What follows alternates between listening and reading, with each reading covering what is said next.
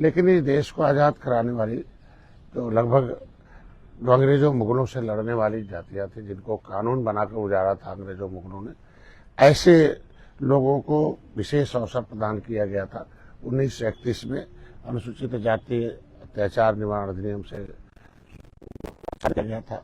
सबसे पहले अधिनियम 1931 में बनी थी और उसमें जनगणना हुई थी उस समय क्रिमिनल कास्ट की, जो जिन जातियों को अंग्रेजों ने कानून बनाकर उजाड़ा था उन्हें अनुसूचित जाति, अनुसूचित जनजाति, सामान्य के हुए थे।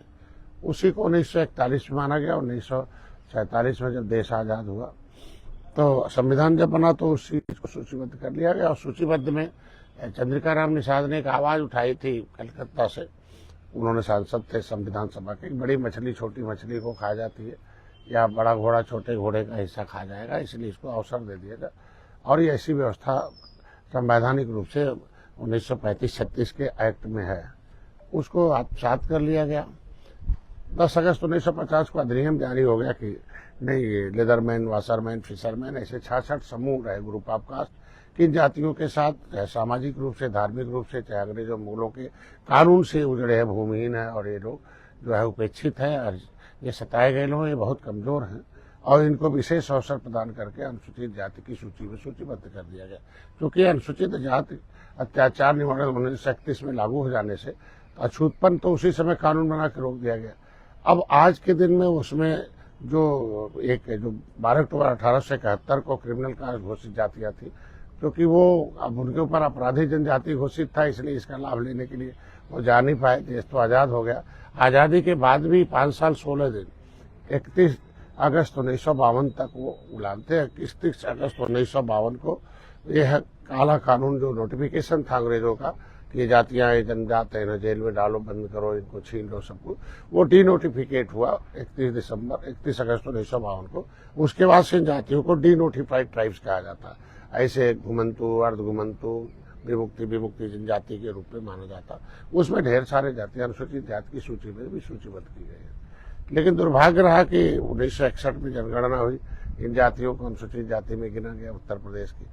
और आज के दिन में 1994 में जब कुछ और सरकारें आ गई, क्षेत्रीय दल वगैरह, ये सब मिलकर एक जब पिछड़ी जाति के लिए कानून बना, अनुसूचित जाति उत्तर प्रदेश जो है अनुसूचित जाति अन्य पिछड़े वर्ग ओबीसी के लिए जो कानून लाया गया, तो उसमें जो जातियां ऑलरेडी अनुसूचित जाति में थी उनके पुकारू नाम थे। जैसे मझवार के पुकारू नाम केवट मल्ला, बिंद कश्यप, कहार कश्यप के तुरैहा अनुसूचित में भी है, उसे ओबीसी में भी डाल दिया। केवट मल्ला मझवार को, माझी को भी अनुसूचित में डाल दिया, पिछड़ी में डाल दिया। तो जो जातियां अनुसूचित में होने के बाद भी ओबीसी में डाल दिया, अब उनको तो संवैधानिक सुरक्षा बंद हो गई। अब मैं मानूं तो इसके लिए हमने लड़ाई लड़ी थी 7 जून 2015 को, रेल आंदोलन, बड़ा आंदोलन किया। उसे संविधान में उत्तर प्रदेश के राज्यपाल ने उसे संशोधित किया 31 दिसंबर 2016 को। ये जातियां पिछड़ी जाति से निकाल दी जाए और इसको नई सूची जारी कर दी जाए और ये अनुसूचित जाति के हकदार हैं। तो ऐसी जातियों के लोगों के लिए अनुसूचित जाति की सुविधा केंद्र सरकार के राष्ट्रपति के नोटिफिकेशन, राज्य सरकार के नोटिफिकेशन में। फिर जब मैं आज भारतीय जनता पार्टी के साथ आया तो माननीय योगी जी को धन्यवाद दूंगा कि पहले तो हमारी आवाज उठाते रहे जब सांसद थे दिल्ली में, हमेशा कि निषाद अनुसूचित में है। और भारतीय जनता पार्टी के मछुआ विजन में भी था कि ऐसी जातियां 14 राज्यों में अनुसूचित में है, यहाँ भी है, लेकिन इनका गलती से नाम ओबीसी में पड़ा है। इसका इनके लिए मतलब एक सामाजिक न्याय होना चाहिए। जब पत्र लिखा माननीय योगी जी ने, कि हमने लिखा, योगी जी ने आरजीआई को लिखा भाई इसको स्पष्ट किया, साथ दिशा निर्देश दिया जाए कि ये जातियां केवट मल्ला मझवार अनुसूचित जात के हकदार हैं सेंसस में 1961 के। तो उन्होंने आरजीआई ने एक्सेप्ट किया कि नहीं, 1961 में केवट मल्ला को मझवार में गिना गया था, ये अनुसूचित जाति की सूची में गिनी गई थी। ऐसी जातियों को, क्योंकि आज ये नोडल इसका सामाजिक न्याय मंत्रालय है, उसको दिशा निर्देश जारी करे। अब 2 साल हो गया। तो ऐसे में ऐसी जातियों के लिए हमने आंदोलन हमेशा खड़ा किया और हमेशा इनको जागरूक किया। तो एक किताब लिखा, उसका नाम है जो है मछुआरों को राजनीतिक आरक्षण छीनने वाले धोखेबाजों का पर्दाफाश। तो ऐसी जातियों को फिर से जगाने के लिए, और वो किताब घर घर जाए, तो मैंने अभी एक अभियान शुरू की। 75 जिलों का रथ यात्रा निकाला था, संवैधानिक न्याय आरक्षण यात्रा निकाला था। फिर 18 मंडलों में मैं गया था। अभी 28 तारीख से बुद्ध की धरती से जहाँ से परिनिर्माण हुआ था, क्योंकि उसे बुद्धिमानों की धरती कहते हैं, तो उस वहाँ से हम लोग शुरू करेंगे। और अभी 75 जिलों में जाएंगे। पहले चरण का 56 जिले हैं, और हम 22 मार्च को इलाहाबाद पहुंचेंगे और 23 को वहाँ मेला है निषाद राज का। ऐसे हम लोग उस रथ यात्रा के माध्यम से एक हमने अभियान है कि हर हाथ में होगा संवैधान आरक्षण का पर्चा, और घर घर पर होगा संवैधानिक अधिकार का चर्चा। तो ऐसे में हमारी जो टीम है वो गांव जाएगी। ऐसी जितनी भी जातियां हैं जिन्होंने देश को आज़ाद कराई है, ऐसे, क्योंकि भाई मिल्कमैन का तो सामाजिक न्याय समिति की रिपोर्ट के अनुसार अपनी संख्या से 100 गुना, लेदरमैन भी अपनी संख्या से, जितने अदरमैन और बचे लोग हैं, चाहे अनुसूचित जाति, अनुसूचित जनजाति हो, चाहे विमुक्ति जनजाति हो, इनको संवैधानिक व्यवस्था में जो दिया गया वो मिले। तो ऐसे लोग जिनकी जरूरत है उनको जगाया जाए, उन्हें बताया जाए। तो इसलिए ये पर्चा और ये होर्डिंग, बैनर, किताब, ये हर गांव में पहुंचाना और हर पढ़े लिखे नौजवानों को बताना कि भाई अब पावर वोट में है, सभी समस्याओं का समाधान वोटर के पास है, और वोट से ही अब डंडे से नहीं, झंडे से, और गोली नहीं, अब बोली से है। और आज के दिन में आप बंदूक नहीं, बटन में ताकत है, बटन गांव में है। तो अगर आप अपने संवैधानिक अधिकारों को पाना चाहते हैं तो अपने बटन दबाने वाले कार्यकर्ताओं, अपने समाज को इकट्ठा करो कि वो गुमराह न हो किसी के कहने पर। जिस तरीके से संवैधानिक लड़ाई लेदरमैन ने लड़के संवैधानिक अपना टोपी, झंडा, नारा उठाया और अपनी समस्याओं का समाधान किया, उसी तरीके से जो अदरमैन है, जो राजनीति, मुगलों, अंग्रेजों के कानून के शिकार रहे, क्रिमिनल कास्ट से, जो पिछली सरकारों के कानून के शिकार रहे गजट बजट के, ऐसे शिकारों को हिस्सेदार बनाने के लिए हमारा एक अभियान 28 तारीख से चल के आएगा, हर जिलों में जाएगा। लगभग 40 ऐसे विधानसभा हैं जिसमें हम 1 लाख से ऊपर वोट है, और 40 ऐसे हैं जो थोड़ा कम है, और 70 विधानसभा ऐसे जो 50-60 हजार के आसपास। पहले ये केवट, मल्ला, बिंद, कश्यप, कहार, धीवर, एक बार बातम, तो अलग अलग थे, और तमाम तेली, बड़े, लोहार, कहार, पाल के, ये सारे लोग जितनी भी जिन भूमिहीन जातियां हैं, ये अंग्रेजों के द्वारा कानून से उजाड़ी गई जातियां हैं। तो हमारे प्रदेश में जो 40% ऐसे लोग जो भूमिहीन हैं, उनकी भूमि जब छीनी गई कानून बनाकर, तो देश आजाद हुआ। तो वो जो क्रिमिनल टाइप्स है, इंक्वायरी कमेटी अंथैसा मैनेजर 1949 है, वो 74 प्रकार की व्यवस्था देने की बात करता है कि ये विकास की मुख्यधारा में इनको है, इनके घरों पर इनके बच्चों को शिक्षा स्पेशल दी जाए, इनके विकास की मुख्यधारा में लाया जाए। तो इसके लिए अब हम उनको जगाने के लिए, उनको बताने के लिए हम लोग 28 तारीख से ये अभियान चल रहा। तो आपके प्रेस तो आमंत्रित भी करना था सभी लोकतंत्र में, विधायिका, कार्यपालिका, न्यायपालिका, मीडिया, ये चारों स्तंभ हैं। तो विधायिका ने तो हमें संविधान में लिख दिया कि केवट, मल्ला, मझवार हैं। विधायक लिख दिया कि तुरैया हम केवट, मझवार, तुरैया, मझवार, गौड़, तुरैया, खरवार, बेलदार, खरोट, कोली 7 नमो संसूचित जाति की सूची में सूचीबद्ध है। तो 66 समूह सूची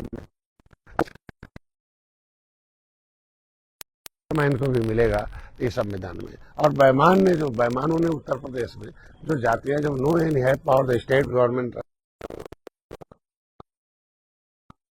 और ही नहीं था कि जो SC में जातियां उसी में डालकर तुरैया को OBC में भी डालना। मैं मझवार की पर्यायवाची केवट, मल्ला, हमारी गिनती 1967 में राष्ट्रपति के उस नोटिफिकेशन का उसे जो है राज्यपाल ने डिक्लेयर कर दी। तो ये दोनों मतलब एक है कि हमारा नाम OBC से खारिज हो, और अनुसूचित जाति, तुरैया और मझवार का प्रमाण पत्र जारी हो। शिल्पकार भी कश्यप, कहार, कुम्हार, प्रजापति शिल्पकार है। जैसे एक शासनादेश भी जारी हुआ है, क्या नाम है, उत्तराखंड में, कि शिल्पकार कोई जाति नहीं, जातियों का समूह है, और उसके अंदर कुम्हार, प्रजापति, कहार आते हैं। तो ये मझवार कोई जाति नहीं, जातियों का समूह है, उसके अंदर केवट, मल्ला, माझी, उनका सर्टिफिकेट जाए। तो रह जाति नहीं, जातियों का समूह है। तो जो समूह है, जिस तरह के लेदरमैन कोई जाति नहीं है, ये जातियों का समूह है। तो उसमें उत्तराध, अग्नाम, मोची, अहिरवार, गहिरवार, द्वारे, ये सारे लोग मिलता है। तो रजक, बरेठा, कन्नौजिया का धोबी का मिलता है। तो उसी सेंसस मैनुअल के आधार पर केवट, मल्ला, माझी को मझवार का सर्टिफिकेट मिलना चाहिए। ये अन्याय, मतलब इसके न्याय की लड़ाई के लिए हम अपने समाज को जगाने, क्योंकि जिन युवाओं को रोजगार, इस संविधान में अनुसूचित जाति अत्याचार निवारण अधिनियम में लिखा कि इनके बच्चे सरकारी पैसे से पढ़ेंगे, सरकारी नौकरी, इनके में सरकार इनके कोचिंग सेंटर हर जिले में है कि वहाँ इनके बच्चे और बच्चियां जाएंगे। और कुछ कोचिंग सेंटर ये उजड़े लोग हैं, भूमि है न जमीन है न जायदाद है, ये देश को आजाद कराने वाले लोग हैं। तो ये हमारे पुरखों के बलिदान का परिणाम है आरक्षण। आरक्षण एक अवसर है, अवसर पैदा करने का। तो ये अवसर इन्हें मिले। और लोकसभा विधानसभा हमारे लोगों के पास पैसा नहीं है, कैसे सीट जीत कर जाएंगे भाई। तो डिस्क्राइब किया है अम्बेडकर ने कि रिजर्वेशन एक रिप्रेजेंटेशन का मामला, जिस समाज का जितना हिस्सा अगर वहाँ प्रतिनिधित्व नहीं है उतना उसको रिजर्व कर दिया जाए। और प्रतिनिधित्व जो रिप्रेजेंटेशन का जो डिफिनीशन उन्होंने लिखा है कि जिस समाज पर अन्याय हो रहा हो, धोखेबाजी हो रहा, षड्यंत्र हो रहा हो, और इस तरह का उसको पता न हो समाज को, तो उसे जो जानता ना उसे जनता कहते हैं, और जो जान जाए उसे नेता कहते हैं, और जो उसकी लड़ाई लड़े उसे नेतृत्व करना कहते हैं। हम लोग लीडरशिप, हम नेतृत्व करता है, हम मार्गदर्शक है। तो हम उनको रास्ता बताने जा रहे हैं, भाई आप अपने बटन आप इकट्ठा करो। जिस तरीके से लीडरमैन ने अपनी एक लक्ष्मण रेखा खींच दिया कि जो हमारी संवैधानिक अधिकार दिलाने की बात करेगा वही हमारे वोट पर राज करेगा।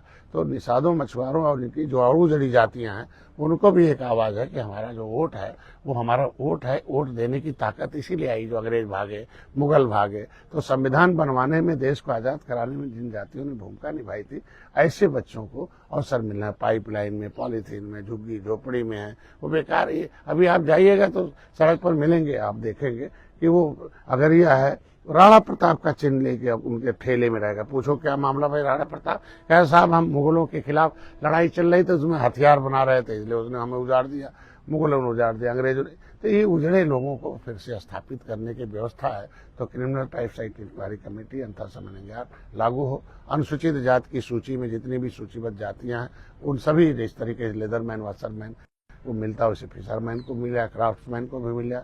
और उत्तर प्रदेश का जो अधिनियम बनाया गया था, जिसको संशोधन कर रखा है 31 दिसंबर 2016 को राज्यपाल को, कि इनकी जाति को सूची से, ओबीसी से नई सूची बनाई जाए। 14 नंबर से 13 नंबर से कहार कश्यप को, 14 से केवट मुल्ला, निषाद बिंद प्रजापति राजभर निकाल दिया जाए और एक नई सूची बना दी जाए। और ये अनुसूचित जाति का हकदार है। तो राष्ट्रपति के नोटिफिकेशन 10 अगस्त 1950 में हम अनुसूचित हैं। राज्यपाल का नोटिफिकेशन 31 दिसंबर 2016 का है। तो इस नोटिफिकेशन को लागू करा देगा। और इसके लिए जिनको उसका लाभ लेना हुआ है, क्योंकि हम लोग तो भाई देखिए जिसको जरूरत हुआ है, तो इसीलिए हम लोग गांव स्तर पर, चूंकि चाबी गांव में है, सभी समस्याओं का समाधान वोटर के पास है।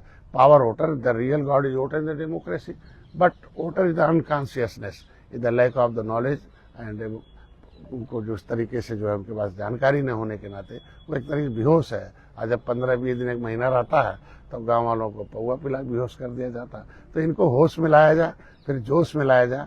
तो मैंने प्रोग्राम बनाया है, educate the educated person about the politics, about the constitution of India. ये पढ़े लिखे लोगों को संविधान में क्या व्यवस्था दी गई है, कैसा अभिभावक चाहते हैं, उनको ये बताना जरूरी है गाँव में जाके कि हमारा एक अभियान है कि politics nothing else but only one the guardianship of the public finance and public future.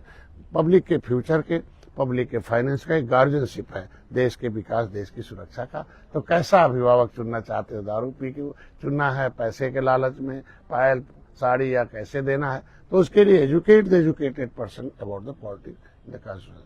और इनके लिए दूसरा प्रोग्राम है, अब वोटर के पास जाना ही पड़ेगा। सारे देश के जो राजनीति के शिकार लोग हैं उन्हें हिस्सेदार बनाना पड़ेगा।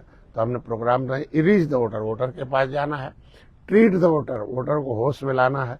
होश में तब आएगा, कहते हैं history the mother of politics, movement is the father of politics. राजनीति, इतिहास राजनीति की माँ होती है, आंदोलन उसका बाप होता है। तो हमें गौरवशाली इतिहास उन्हें बताना पड़ेगा कि भाई निषाद राज भगवान राम को पार किए, निषाद राज ने सेना दिए, रावण खत्म हो गए हैं, भगवान राम गए थे तो कमजोरों को गले लगाए थे। तो देखो मोदी तुम्हारे निषाद के घर चाय पीकर न्योता देने गए निषाद राज। तो जिसकी चिंता मोदी करते हो तो कम से कम आप अब सब जो तुम्हारा ठगने वाले हैं, लूटने वाले, उनसे दूरी बना लो। योगी तुम्हारे पत्र लिखते हैं, इकट्ठा हो जाओ। जिस तरीके से अपर कास्ट को 10% महिलाओं ने 10% अपर कास्ट को दिया, महिलाओं को 33% दिया, तो एक हो जाओ तो आपकी भी समस्या का समाधान। तो इसलिए रीच द वोटर, वोटर के पास जाना, ट्रीट द वोटर, वोटर को होश में लाना है, और फिर उसको टीच द वोटर, वोटर को सही बात बताना है। फिर वो कास्ट द वोटर, वो सही जगह वोट डाल दे। जब सही जगह वोट डालेगा तो उसकी समस्या का समाधान होगा। अब धीरे धीरे आखिर मोदी योगी को लाया तो निश्चित रूप से पहल हो रही है।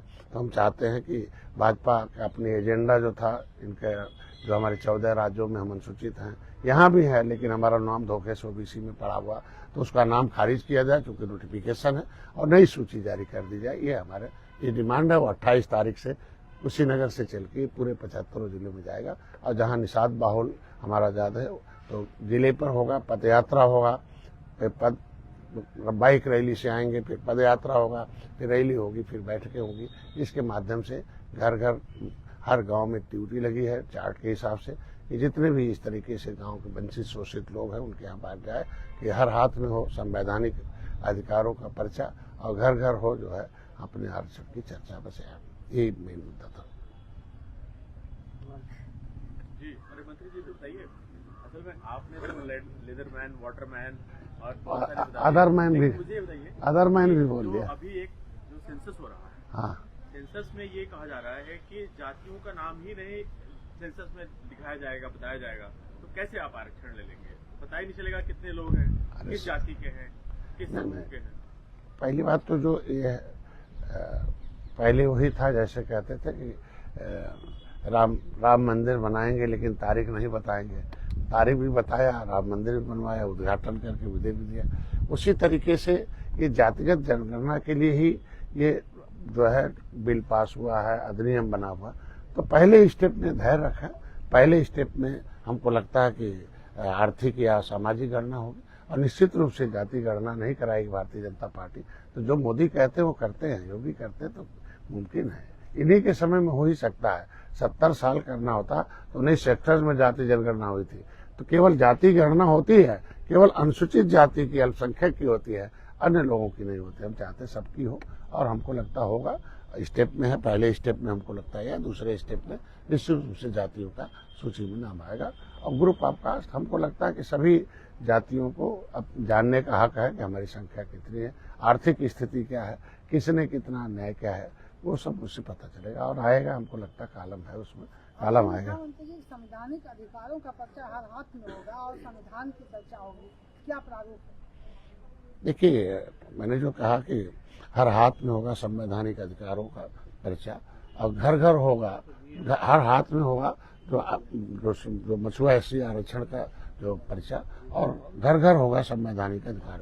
संविधान में अधिकार दिया गया है, मताधिकार, मानवाधिकार दिया गया ना, तो ये अधिकार हमारे हैं। हम वोट के बदले सम्मान, सुरक्षा, समृद्धि पाने का अधिकार है। तो इसके लिए जागरूक तो होना पड़ेगा ना, कौन अधिकार दे रहा है, कौन छीन रहा है, कौन आपको धोखा दिया 70 साल से। राजनीति में कुछ होता थोड़ी, किताब कापी थोड़ी पढ़ा जाता है, चेहरा पढ़ा जाता है, चाल चरित्र पढ़ा जाता है, और क्षमता पढ़ी जाती है, उसका क्या सोच है वो पढ़ा जाता है। यही है। तो कम से कम जनता जाने कि कौन कौन से राजनीतिक दल हैं जो तुम्हें छले हैं। भाई, जब देश आजाद हो गया 1947 में और संविधान मर गया 1950 में, तो ये जो फंडामेंटल राइट था लागू क्यों नहीं हुआ भाई? जो ये हमारे लोग, हम, और जब 66 समूह थे अनुसूचित जाति में, तो एक ही समूह का विकास कैसे हो गया? सामाजिक न्याय मंत्रालय का रिपोर्ट कहता है कि अपनी संख्या से 100 गुना ज्यादा लेदरमैन है, 27% में अपनी संख्या से ज्यादा मिल्कमैन। आखिर और जातियां कहाँ चली गई? तो ये तो जब समाज जाने तभी तो उसे फैसला ले सकता है। कहते हैं collection the information, the development of the knowledge, the development of the knowledge the decide the wrong and right. जिसके बाद जितनी जानकारी होगी उतना सही गलत, उतना बुद्धिमान होगा, और जो बुद्धिमान होगा तो उतना ही जो है वो सही गलत का फैसला ले। इसीलिए अभी तक ये समाज बुद्धू बनता रहा।